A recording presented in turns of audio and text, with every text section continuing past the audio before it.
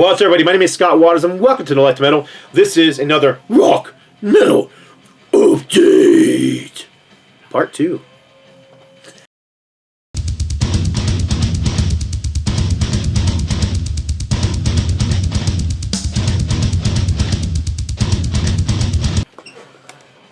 What's up, everybody?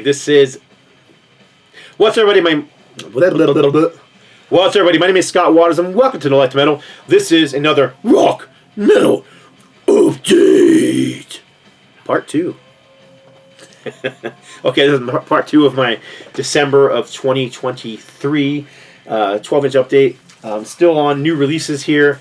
So I'm going to start right off with Ozars Tentacles. Not metal, even slightly, but I love this band. I've been into this band for a couple years now. I love prog rock, but for some reason this band just over my head. I missed them. Been around since the 80s, and they've got tons of releases out, so I'm always looking for their stuff now. I absolutely love this band. 90%, I'm going to say 95% of their stuff is instrumental, and this album is all instrumental. Their brand new one. Guitar work on here is stellar. Sometimes he reminds me of like Frank Zappa, shut up and play your guitar type, guitar playing, but I don't know how else to explain this band other than you have to hear them for yourself. Very ethereal is the word I would use to describe the music. If you're into prog rock, check out Ozars Tentacles. We pump them all the time on the Metal Roundtable, even though they're not a metal band. But Carcass John and Carcass, who is very much into extreme metal, also loves Ozars Tentacles. So take that for what it's worth. This is the new KK's Priest, second album from KK Downing, ex Judas Priest. I don't understand why he's not in Priest. He should be, but considering he was the founding member, but whatever. And of course, you also have Tim Ripper Owens on vocals. I don't know what to say about KK's Priest. I'm a huge fan of KK Downing. I'm a huge Judas Priest fan, so there's no way I wouldn't jump on this album.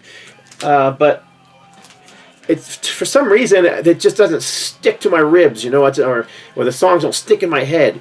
And maybe it's just because I haven't given it enough spins. I've only had this thing a short time, but the sonics, the production are fantastic. The guitar work is stellar. The vocals are, it's Ripper Owens. I mean, he does a great job. So, I mean, it's very well done. It's definitely, in the Judas Priest vein, but I still, I'm kind of on the border of what I think about it yet, because I just don't know this. Basically, I put an album on and listen to it, enjoy it, but you kind of just forget about it after that, and I'm not sure why. But that doesn't mean it's a bad album. I'm just telling you how it's been for me. I'll give it more spins, and it may grow on me. It probably will. This is not really a new album. This is an old album, but it's a new re-recording. So this is Cavalera, even though it looks, like Sepultura.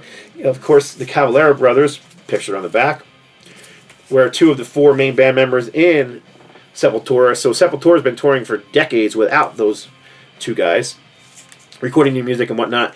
But what those 2 guys did was went on tour as Cavalera and were playing albums in their full. And this is one of the albums they were playing. So this is Morbid Visions. They completely re-recorded it. Now that original recording of Morbid Visions from Sepultura is really, really raw. I mean, it's a raw recording. I mean, to me, it's almost back in the day, I considered them, when that came out, we considered them death metal. Of course, that was in the late 80s, so, death metal wasn't really as prolific as it became in the 90s, but the recording was just very raw, almost a live in the studio kind of sound. This here, the sonics are amazing. You can hear what's going on in those songs like you couldn't hear before. Now, who knows, they could have done some changes. I didn't A/B it to the originals to see what changes were there, and I'm not as familiar with it as I am with some records where I can instantly recognize, oh, that's different. But I really enjoyed this re-recording. I wasn't going to buy it because it's like, why re-record it? But then I was on the Metal Roundtable and we were talking, and Steve and Carcass from the Metal Roundtable were like, dude, you got to check them out. So I ordered one of the 2. I'm going to get the other one eventually as well. But yeah, these 2 Cavalera re-recordings of the Sepultura stuff, 2 thumbs up. I mean, it is really well done. All right, this one I didn't need, but I'm a fanatic. This is just the way I am with certain bands, and this is Aerosmith's Greatest Hits. This is the Target exclusive version. There are so many versions of this new Greatest Hits package out there. There's a cover that has black It's all black with red wings, which I would love to find, but I don't have a copy at the moment. There's a Walmart exclusive version. There's the Target exclusive version. There's a single disc version. This happens to be a 2 LP version. And of course, there is the box set, which is the 5 LP version, which I've shown in a separate video before. I'll try to remember to link to that if you're interested in seeing the full 5 LP box video.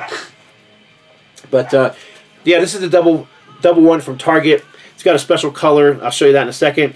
But tracks: Mama Can, Dream On, Same Old Song and Dance, Seasons of Wither, Walk This Way. Seasons of Wither wasn't on the original Greatest Hits package, so it's kind of a nice, deep cut that they put on here. Sweet Emotion, Back in the Saddle, Draw the Line, and then all of a sudden it jumps from 78 to like mid-80s. Dude Looks Like a Lady, Angel. So yeah, there's nothing on here from Night in the Ruts. There's nothing on here from Rockin' a Hard Place. And nothing on here from Done with Mirrors. Angel, Ragdoll Live version, Janie's Got a Gun with Water Song, What It Takes, the single edit version, which is a little different than the album version. Love in an Elevator, Crazy, again, it's the single edit version, so it's a little different than the album version. Living on the Edge, also the single edit version. Crying, Pink, I Don't Want to Miss a Thing, and Jaded. So there you go. Like I said, it is a gatefold. I'll quickly show you that. This was probably more along the lines of if you're just a casual Aerosmith fan and you want this. This is probably the one you're going to want to pick up. But there's the gatefold, which is cool. Picture of the band live. Has picture sleeves, 2 different picture sleeves. I'll show you. Here's this one. It's got pictures of the band. The other one's got another picture of the band and different liner notes on it. I took my albums out of those sleeves so they didn't split, and I put them in poly sleeves, but you can see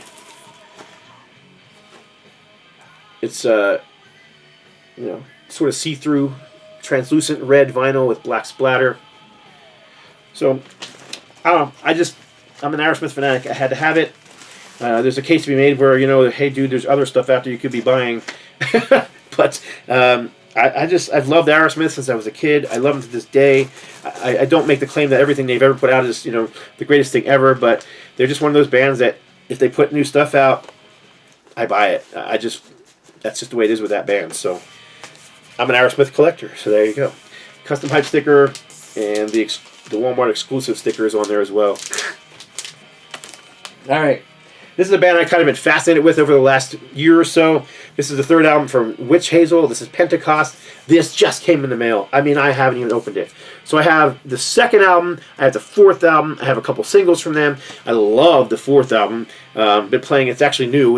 It will definitely be in my top 20 for the year because it's just great. But this is UK heavy metal. Some people call them hard rock. I don't care which. They kind of have a retro heavy metal sound.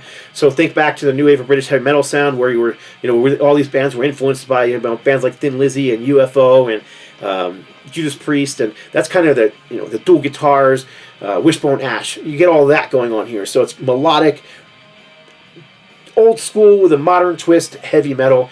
Witch Hazel are definitely worth checking out. Now, how good is this album? I don't know. It's brand new. I haven't even opened it yet. I'm going to spin it today while I'm working, so I'm looking forward to checking it out. But if I enjoyed it as much as 2 and 4, I'm sure I'll enjoy it. So there you go, Witch Hazel.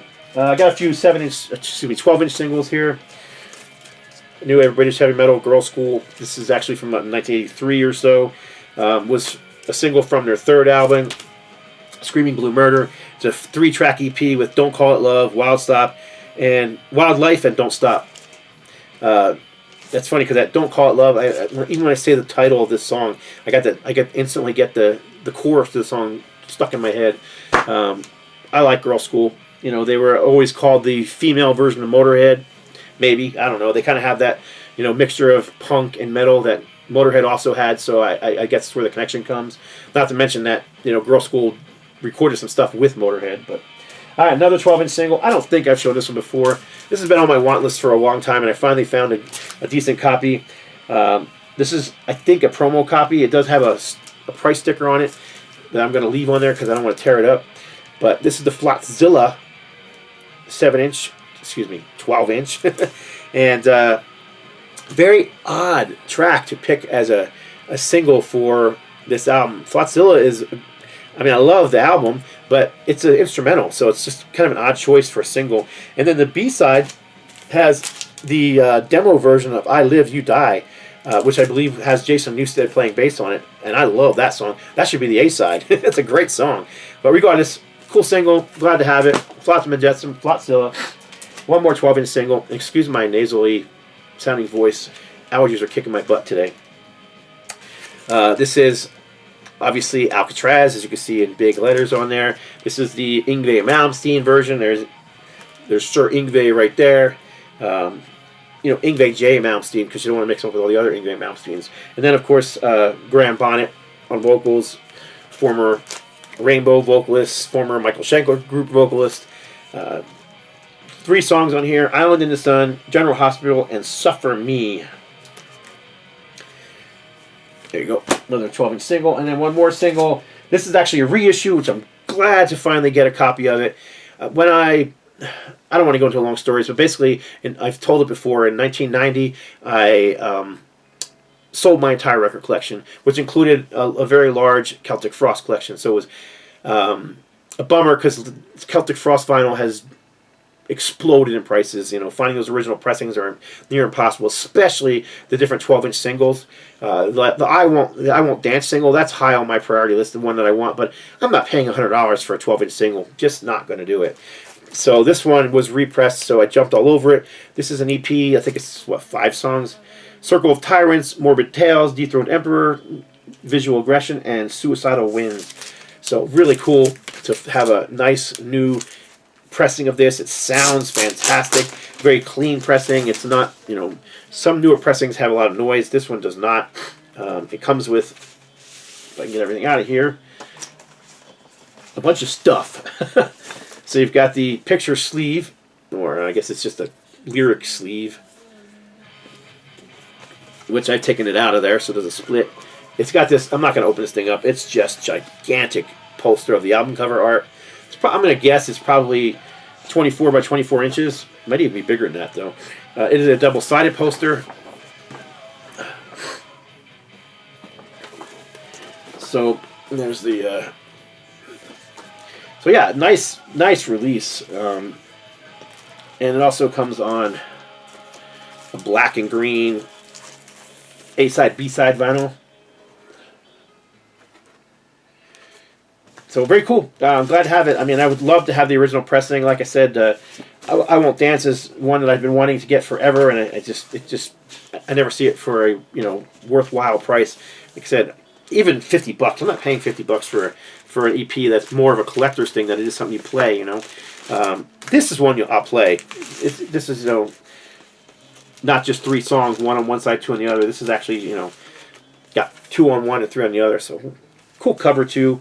Hopefully I don't get in trouble for that cover on my YouTube channel, because it is a graphic that was painted, but it's still got some partial nudity on it. So, all right, new wave of British heavy metal band. This is Witchfind. This was, gosh, had to be their 3rd release.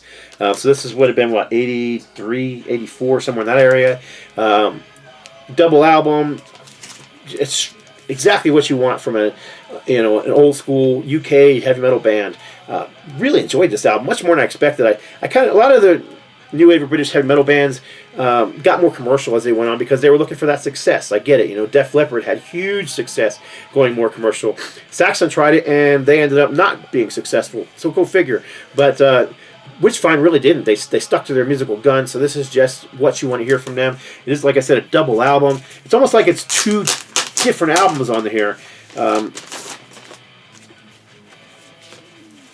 It's almost so you can see the 2 sides there of the album. So you've got the Lords of Sin on the first record, and you got Anthems on the second record.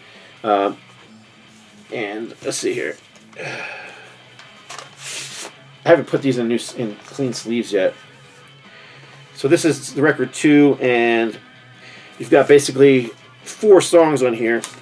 So it's almost like an EP on the second album.